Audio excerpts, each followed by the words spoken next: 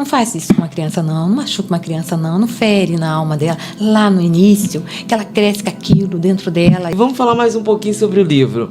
Lisa, você como educadora, tem uma experiência de mais de 30 anos na gestão de pessoas, se conecta com os temas abordados no livro?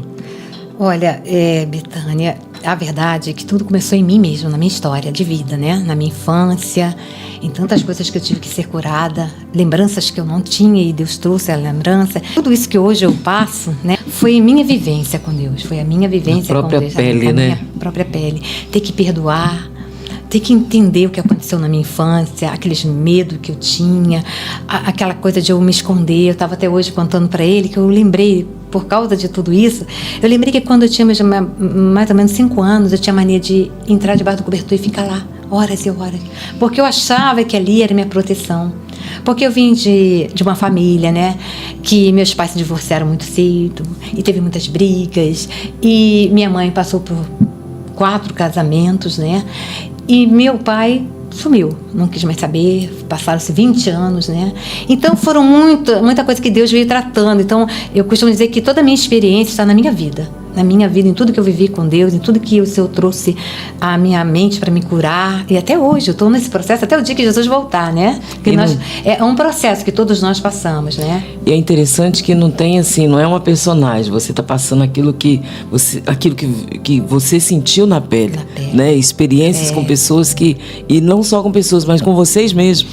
O que acontece? Eu me via nas histórias, né? Porque quando você é pequeno demais, né? Você não entende aquelas dores todas que vêm em você não entende, né? Eu sabia que minha mãe tinha que trabalhar, eu sabia que nós ficávamos muito tempo sozinhos, né? Eu e meus irmãos, e aquilo me causava um pouco de dor, de segurança, né?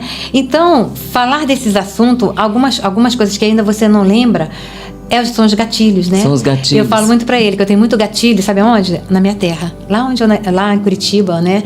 Minha terra. Porque lá eu passei boa parte da minha infância, então eu lembro de algumas coisas e aqueles gatilhos eu falo assim, quando eu estou lá, às vezes volta uma tristeza. Eu entendo que são os gatilhos que eu tenho que entender que o Senhor já levou na cruz, eu não preciso mais sofrer por aquilo. Sabe? Hoje eu falo, mas falar disso, nossa, hoje até meus irmãos, eles estranham eu falando essas coisas, porque nem eles falavam, nem eu falava, era uma coisa assim que guardamos em segredo. Incrível que o senhor falou agora há pouco sobre Otoniel Oziel, os cantores antigamente não morriam de acidente de carro. Me fez lembrar algo da infância. Eu fui criado num lar evangélico e eu sempre tive vontade de ser cantora. Mas assim, eu me lembro quando anunciou que Otoniel Oziel e Paula, né, faleceram e tal. E eu falava assim, Jesus, eu não quero ser cantora mais não. Todos os cantores estão morrendo de acidente de carro. Esse pensamento assim, eu não quero ficar bom não, porque assim, eu estou convidado para uma festa lá no céu. Eu falei, não vou cantar mais esse ano não. São coisas que a gente vai se lembrando, tá guardada, e são gatilhos, né? Eu tinha medo de cantar Céu, Lindo Céu. Eu vou pro céu, lindo céu. Não, agora não. Não, mas você sabe, eu sempre tive vontade de ir pro céu. Desde que eu aceitei Jesus, eu já falava para Jesus, eu quero ir pro céu, porque por causa da minha infância, por causa da minha vida, por causa das minhas tristezas. Então eu achava que o mundo não tinha nada de bom, não tinha alegria. E às vezes as pessoas falam assim, mas no mundo teria aflição. Jesus disse isso. Só que você pode também viver uma vida com um propósito, com prosperidade, não só financeira, mas uma prosperidade espiritual, uma prosperidade em família, você poder rever a sua família, rever a sua infância e ali consertar muitas coisas. Estamos vivos. Eu costumo dizer que quando estamos vivos, dá tempo, sabe? E muitas pessoas estão deixando para o último dia. Você consegue falar daquele assunto do sabonete para clarear? Sim, uma das meus gatilhos que eu tinha na minha infância, hoje seria bullying, né? Então quando eu ia passar um tempo lá, uma temporada, alguma coisa assim, preconceituosas. Né?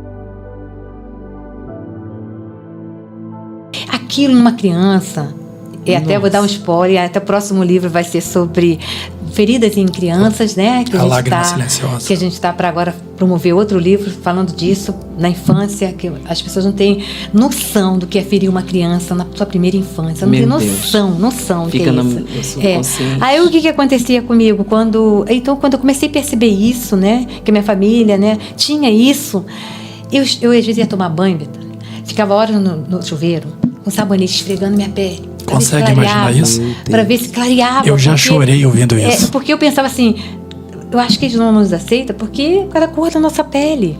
Então aquilo eu ficava tempos lá esfregando, achando que eu ia clarear. E eu quero dizer sobre isso, sobre o que causa uma dor numa infância, numa criança. Então, sobre os pais, sobre pessoas, né? Sobre nós.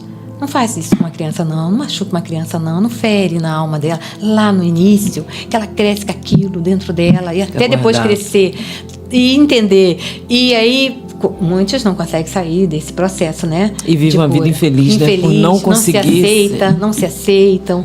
Então, é sobre isso, essas coisas que a gente traz hoje no nosso livro, no nosso ministério, é sobre cura, é sobre falar com você, de você liberar esse perdão, liberar essa criança que está aí dentro de você, que ainda chora, que ainda faz pirraça, que ainda briga, reativa, odeia o mundo. E aí, voltando ao assunto que eu estava falando sobre, quando ele falou sobre morar no céu, eu sempre tive vontade de morar no céu, porque eu não gostava da minha vida. Quando eu conheci Jesus, eu estava aos meus 18 anos, e eu falei, chega, não quero mais viver. Viu que fosse uma saída, né? Um vídeo fala sobre isso, sabe? Eu falei, não quero mais viver, eu quero encerrar minha vida aqui. E eu falei, Deus, se tu existe, tu muda a minha história, porque eu não quero mais viver.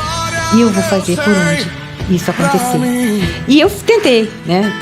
Mas nesse dia também, a mesma experiência que eu te falei de outubro do ano passado, o Senhor me visitou na minha sala. Sabe, eu estava já pensando, meu padrasto, ele era militar, e eu tenho que ter coragem. E num dia que eu pensei, não tinha ninguém em casa, minha mãe estava no sul, né? E eu falei, vai ser hoje. Aí eu peguei aquela... E aí eu falei, não. Aí naquele dia, Senhor, eu chorei muito, mas eu chorei um choro de tristeza tão grande, e de repente alguém me pega. Eu fui pro meu quarto, deitei na minha cama, alguém me pega pela minha roupa e me sai puxando. Eu senti que eu levantei e fui pra sala, e lá tinha uma Bíblia, que ninguém nunca tinha pego aquela Bíblia. E ali eu peguei aquela Bíblia e eu caí chorando. E ali eu falei, Deus está falando comigo. Deus está falando comigo. E dali, Betânia, nunca mais minha vida foi a mesma. Nunca mais. Ali eu falei... Aí uns desviados, né, eu cursava, né, o 2º grau. Aí eles me falaram de Jesus, de uma igreja. Eu fui visitar e ali, Betânia, que lindo foi aquele dia. Quando eu vi Jesus, aquele, né, quando eu vi Jesus, Jesus me viu. E nele eu me entreguei ali. Deus começou a mudou a história, né?